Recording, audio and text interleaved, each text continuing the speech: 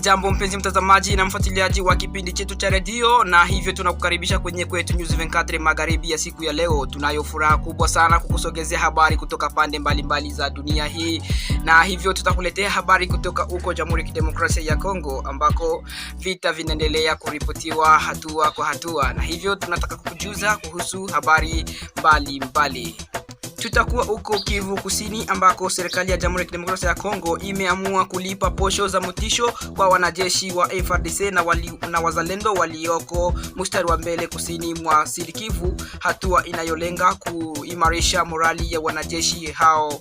Na pia wakati huo tutaendea huko Kalehe ambako baada ya miezi mitatu ya kusimama kwa usafiri kufuatia mapigano makali, muhimili wa Kalonge Bunyakiri katika eneo la Kalehe umeanza kufunguliwa tena kwa taratibu, ukishirikia kurejesha polepole kwa shughuli za kawaida. Vile tutaelekea ndani ya mji wa Goma ambako baada ya mwaka mmoja wa kufungwa, uwanja wa ndege wa kimataifa umeanza tena shughuli kwa hatua za awali chini ya usimamizi wa MONUSCO, jambo linalotajwa kuwa muhimu kwa misaada ya kibinadamu na uchumi wa eneo hilo.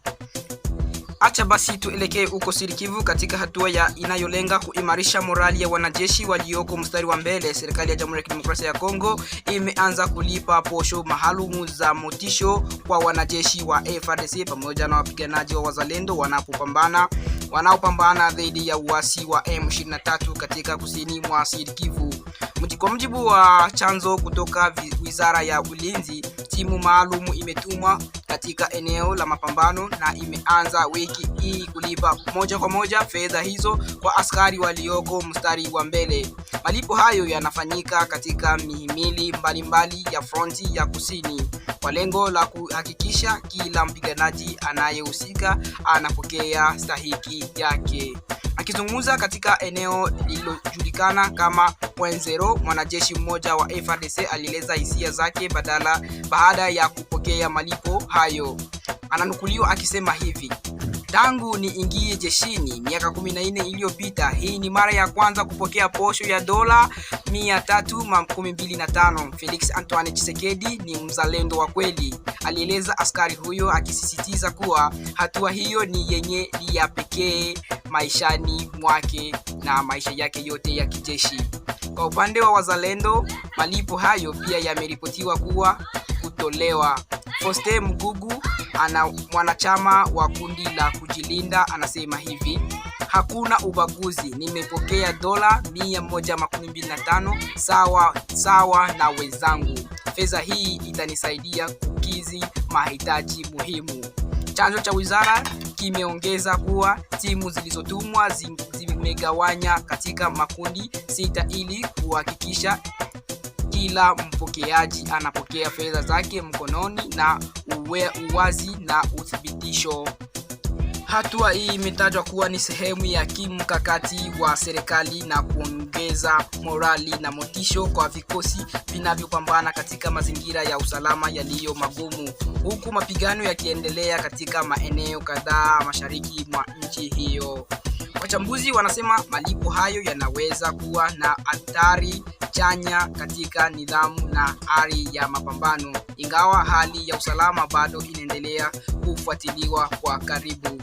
Tuelekee basi huko Kalehe ambako katika eneo hilo kuna mwanga wa matumaini baada ya kuanza kurejea kwa taratibu na kwa usafiri katika muhimili wa Kalonge Bunyakiri. Njia hiyo ilikuwa imefungwa kwa takriban miezi mitatu kufuatia mapigano kati ya wanajeshi wa wazalendo na vikosi vya waasi wa M23. Kwa sasa magari machache yameruhusiwa kupita, ingawa hali bado inaelezwa kuwa ya hatari kubwa. Wakazi na wafanyabiashara waeleza afueni yao. Hata hivyo, wachambuzi wa usalama wanaonya kuwa hali bado ni tete na kwamba kurejea kwa usafiri kunategemea uimara wa utulivu katika maeneo yaliyokuwa yakikumbwa na mapigano. Tuelekee basi huko Goma ambako kuna maendeleo mapya katika mji huo mkoani Nord Kivu, ambapo ujumbe wa Umoja wa Mataifa nchini DRC MONUSCO unatangaza kuwa kuanza tena kwa utaratibu na shughuli katika uwanja wa ndege wa kimataifa wa Goma. Uwanja huo ulikuwa umefungwa kwa zaidi ya mwaka mmoja kutokana na hali ya usalama iliyokuwa tete kufuatia mapigano na migogoro ya kisilaha katika eneo hilo. Kaimu mkuu wa MONUSCO Bin Vivian de Pierre alihudhuria kwa ishara ya kihistoria wakati wa kutua kwa ndege ya kwanza tangu kufungwa kwa uwanja huo, hatua inayotajwa kuwa mwanzo wa kurejesha matumaini kwa wakaaji wa Goma. Kwa mujibu wa MONUSCO, kufunguliwa tena kwa uwanja huo ni sehemu ya utekelezaji wa azimio nambari 2808 la mwaka wa 2025 la Baraza la Usalama la Umoja wa Mataifa linalolenga kuunga mkono utekelezaji wa utisishaji vita wa kudumu kupitia utaratibu unaojulikana kuwa MCVE+, yaani Mécanisme Conjoint Élargi de Verification Plus. Hatua zinazofuata zinajumuisha safari za uchunguzi wa anga pamoja na mashauriano na wahusika mbalimbali ili kuweka taratibu madhubuti za uhakiki, utaratibu na mawasiliano kwa lengo la kuhakikisha usalama na uwazi katika utekelezaji wa makubaliano ya kusitisha vita. Hata hivyo, viongozi wa MONUSCO wameonya kuwa mafanikio ya kurejesha shughuli kamili katika uwanja huu yatategemea dhamana za usalama na utekelezaji wa makubaliano yaliyofikiwa katika mfumo wa usitishaji vita. Kwa mji wa Goma ambao ni kitovu cha misaada ya kibinadamu na shughuli za kiuchumi mashariki mwa DRC, kufunguliwa tena kwa uwanja wa ndege ni jambo lenye umuhimu mkubwa.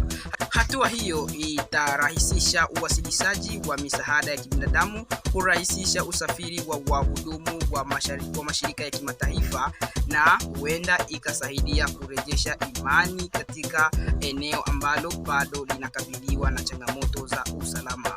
Kwa sasa macho ya wengi yanaelekea katika hatua zinazofuata na namna makubaliano ya usitishaji vita itakavyoendelea.